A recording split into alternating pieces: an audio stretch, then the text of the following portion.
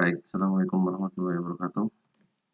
Pada kesempatan kali ini kita akan membahas terkait dengan materi simulasi dan komunikasi digital ya, dalam rangka untuk persiapan PAT kelas 10 Farmasi dan Perbankan SMK Muhammadiyah 3 Purbalingga. Yang pertama nanti kita akan membahas tentang pengelolaan e-book ya. Dan ini mungkin akan saya sampaikan agak cepat seperti itu.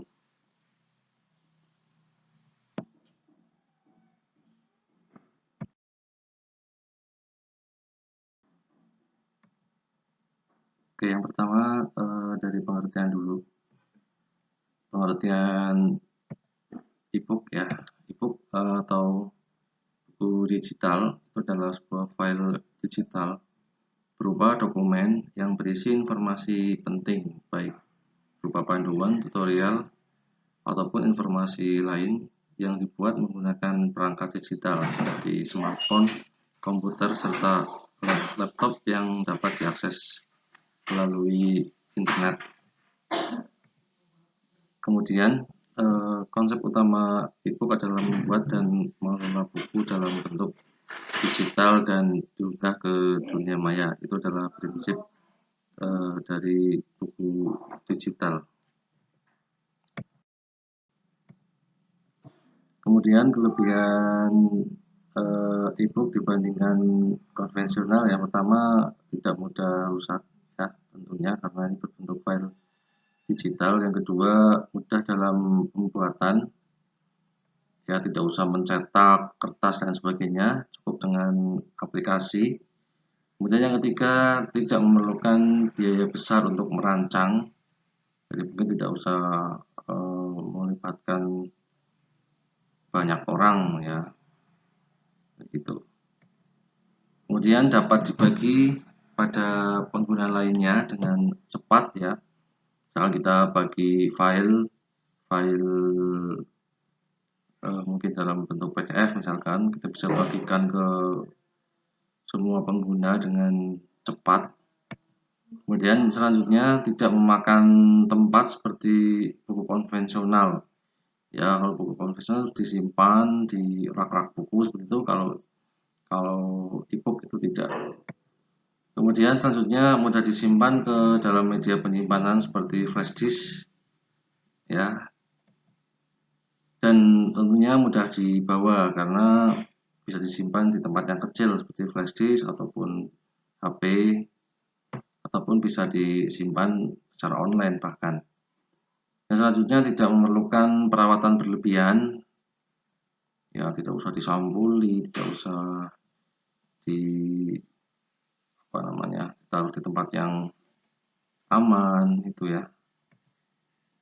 Nah, setelah diunggah ke internet, e-book memiliki backup data yang dijamin oleh provider seperti pada Google Drive ya. Jadi kalau e-book sudah diunggah ke Google Drive, itu kita sudah punya backup datanya ya, sudah punya backup datanya, sehingga tidak takut untuk hilang gitu ya. Kita bisa cari backup data di internet seperti itu. Ini berbeda dengan buku konvensional yang kalau hilang ya nanti bingung dalam mencarinya. Oke, kemudian tentunya e-book pun punya kekurangan. Yang pertama, dia memerlukan pengetahuan dan keterampilan yang baik untuk membuat dan memanajemennya.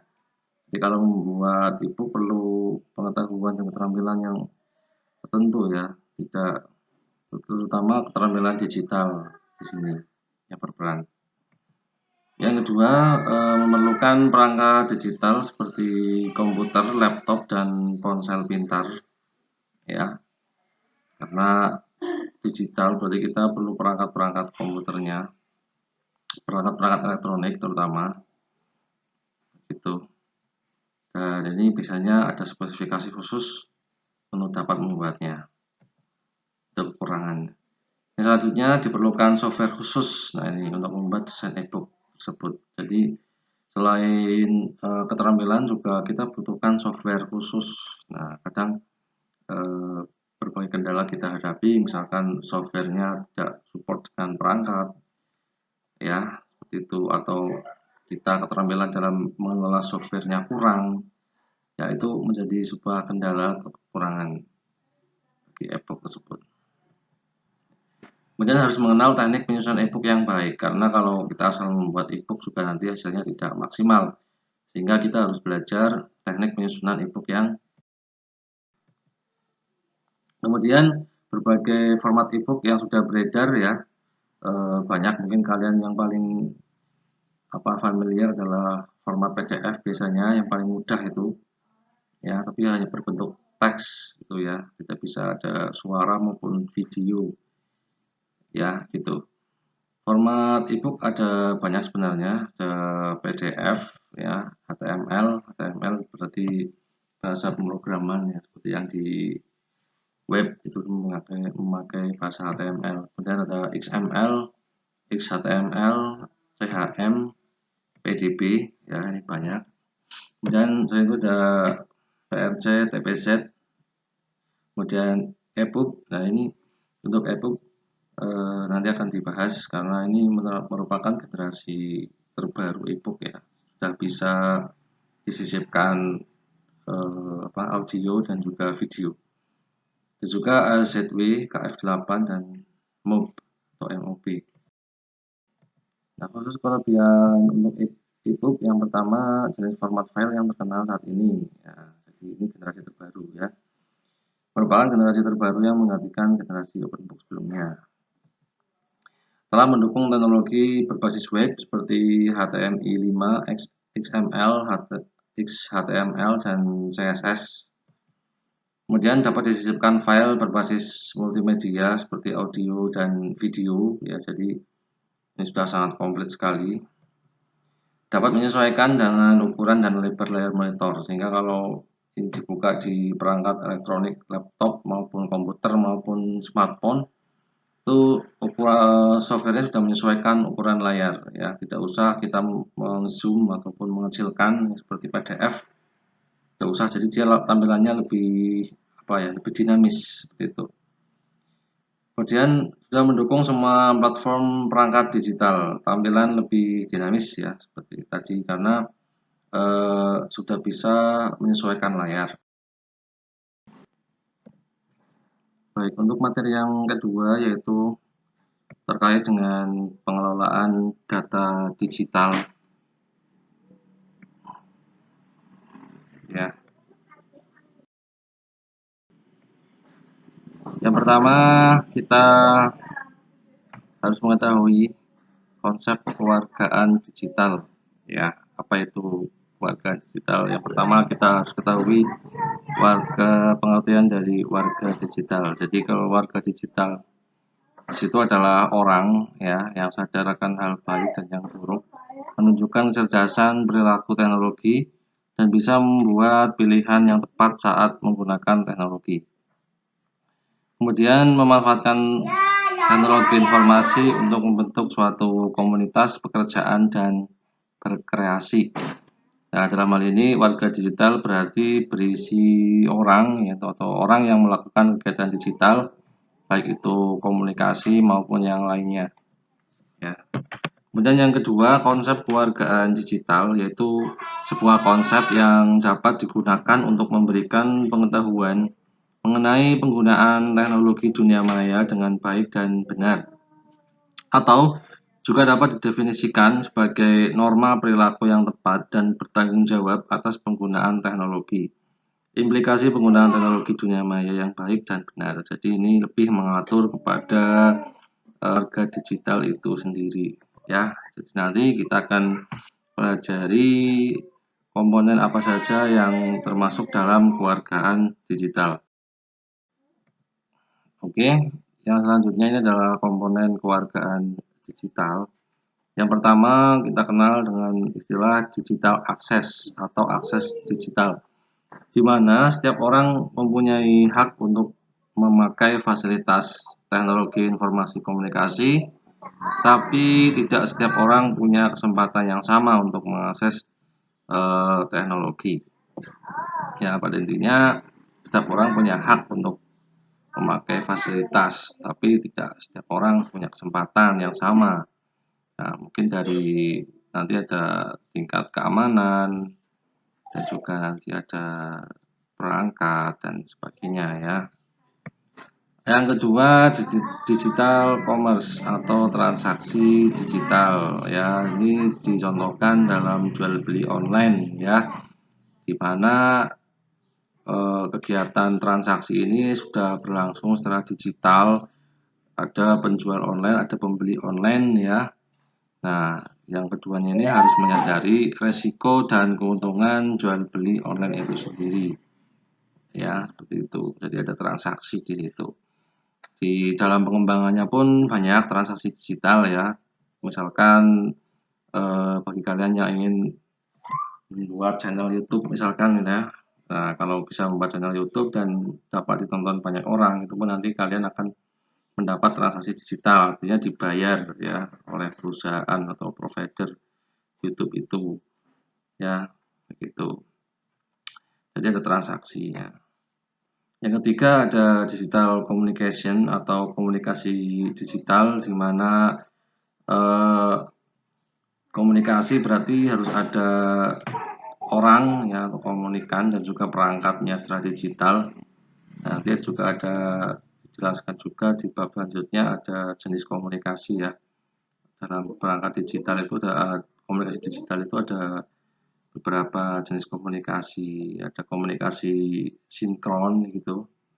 Komunikasi sinkron berarti serempak ya, yang terjadi real time saat itu. Misalkan chatting gitu ya, video conference itu berarti termasuk sinkron atau langsung. Kemudian yang kedua ada komunikasi asinkron, berarti komunikasi yang tidak serempak ya, tidak serempak.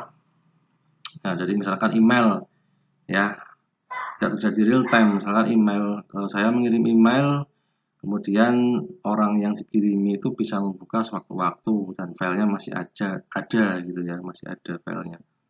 Itu berarti komunikasi asinkron atau tidak serempak ya, gitu.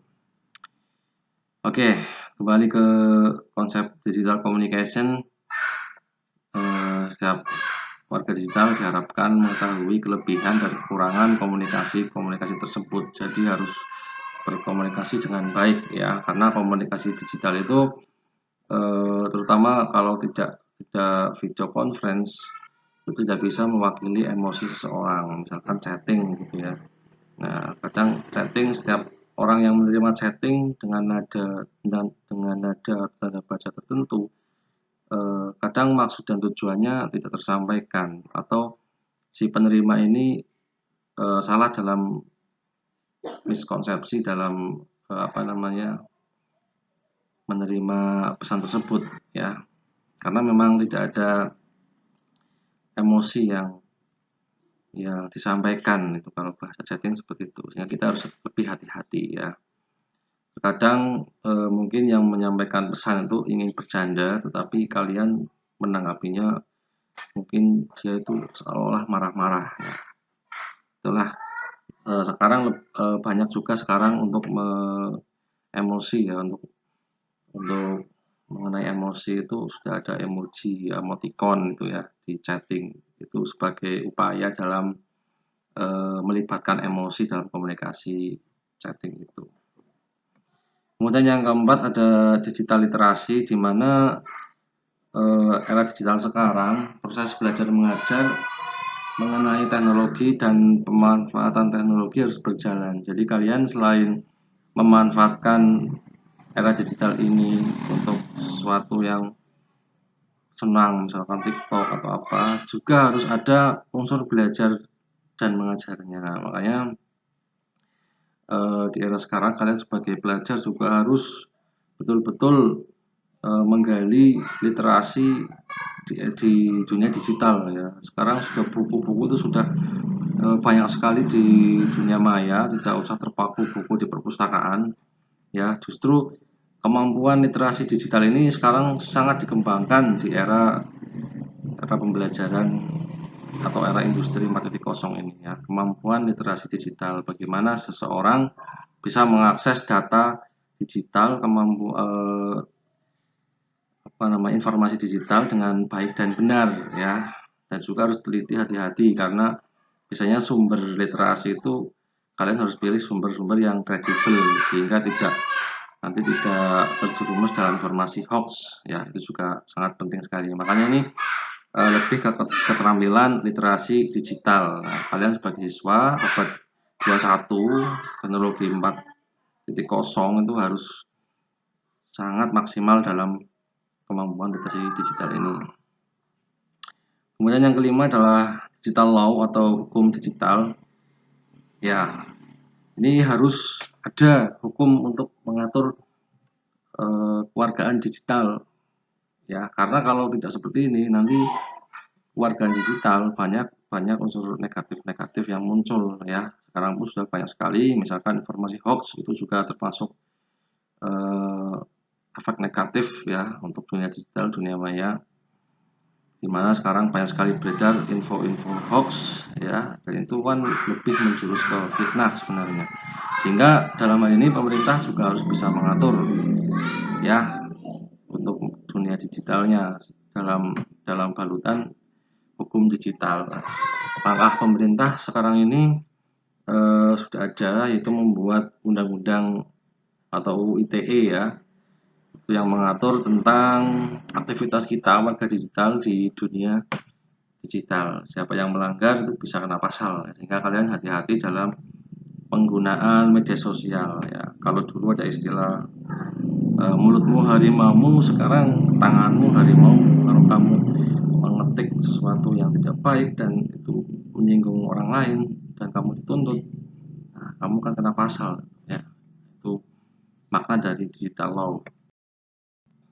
Kemudian yang keenam ada digital right and responsibility, atau ini bisa disebut dengan hak dan kewajiban ya. Setiap warga digital mempunyai hak privasi ya, bebas berbicara tapi dengan santun dan sopan.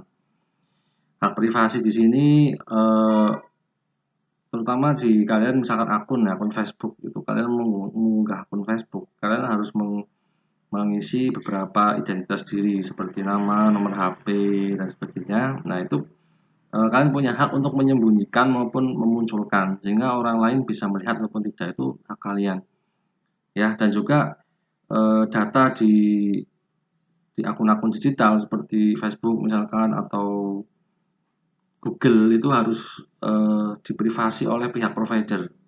Kalian punya hak itu ya, sehingga sekarang banyak juga penjualan data ya. Kemarin juga banyak itu berita di Tokopedia yang menjual data itu, entah itu berita benar atau tidak, hoax atau bukan. Yang jelas kalian punya hak untuk privasi ya, data itu tidak dibocorkan ke pihak lain, karena kalau data itu sampai bocor memang sangat berbahaya sekali jika disalahgunakan ya. Mungkin kalian pernah menerima SMS dari misalkan ada dapat hadiah ya berapa ratus juta, kemudian menang undian ataupun ada penawaran bantuan cicilan dan sebagainya. Itu salah satu upaya mereka yang memanfaatkan datamu itu melalui nomor telepon ya. Bayangkan kalau misalkan data NIK sampai bocor ke tangan yang salah, nanti bisa-bisa kalian akan terjerat masalah. Misalkan datamu digunakan untuk hutang online dan sebagainya, itu yang sangat berbahaya. Sehingga kalian juga harus hati-hati ya di dunia digital. Kemudian selain punya hak, kalian juga punya kewajiban. Itu apa kewajibannya? Membantu pemanfaatan teknologi ini dengan baik, mengikuti aturan yang berlaku, itu kewajibanmu. Jadi jangan karpet dewek lah bahasanya seperti itu ya. Oke, yang ketujuh digital etiquette atau etiket ya, dibuat dengan tujuan menjaga perasaan dan kenyamanan user lain. Etika ini, etika dalam berkomunikasi digital juga kalian harus punya etika ya. Jangan membuli, budaya bullying ini sangat-sangat merugikan sekali ya, tidak boleh. Kemudian yang kedelapan ada digital health and wellness ya, kesehatan digital. Di balik manfaat teknologi digital, ada beberapa hal yang bisa mengancam kesehatan, baik fisik maupun mental. Ya, misalnya tadi itu bullying itu sudah sangat mengancam mental sekali. Ya. Makanya kalian sebagai netizen yang baik itu jangan suka membuli, ya. Kasihan, ya. Jangan suka mencemooh dan sebagainya. Itu sangat beresiko sekali, menekan mental. Ya, dan juga nanti kalau mental sudah terkena, fisik yang terkena. Dan kita harus menyadari bahaya yang dapat ditimbulkan teknologi digital. Makanya kalian harus betul-betul berhati-hati. Perhatikan 9 ya nanti komponen kewargaan digital ini. Yang terakhir adalah digital security, ya, keamanan digital. Warga digital harus hati-hati menjaga informasi dari pihak yang tidak bertanggung jawab, ya, seperti itu. Keamanan digital. Jadi keamanan digital ini biasanya harus dilaksanakan oleh provider-provider yang dia mengumpulkan data. Misalkan tadi Tokopedia, Shopee, itu salah satu provider yang mengumpulkan data, ya. Jadi kalian kalau misalkan mendaftar Tokopedia itu harus mengupload KTP, mengupload nomor HP. Nah itu kalian si provider ini harus punya digital security atau keamanan digital agar datamu itu tidak sampai ke yang lain. Oke, itu untuk materi yang kedua terkait dengan pengelolaan data digital. Di PAT kali ini juga ada nanti terkait dengan email, ya, surat elektronik. Kalian sudah sangat familiar lah menurut saya mengirim email, ya, melalui Gmail biasanya sekarang, yang kalau dulu Yahoo, tapi sekarang sebagian orang lebih memilih Gmail karena memang yang paling besar itu adalah Gmail Google, ya, perusahaan Google. Nah itu juga nanti keluar, ya, silahkan dipahami. Dan juga nanti ada editing video di tugas ketiga kalau nggak salah, ada tugas kemarin membuat editing video dan menganalisis aplikasi-aplikasi editing video. Itu silahkan kalian pelajari dan nanti keluar, ya, bagaimana cara merender atau menggabung-gabungkan, kemudian sampai nanti mengekspor atau merender hasil akhir ke sebuah satu rangkaian video gitu, ya. Nah itu silahkan dipelajari seperti itu. Oke, terima kasih. Semoga kalian sukses PAT kali ini, ya. Assalamualaikum warahmatullahi wabarakatuh.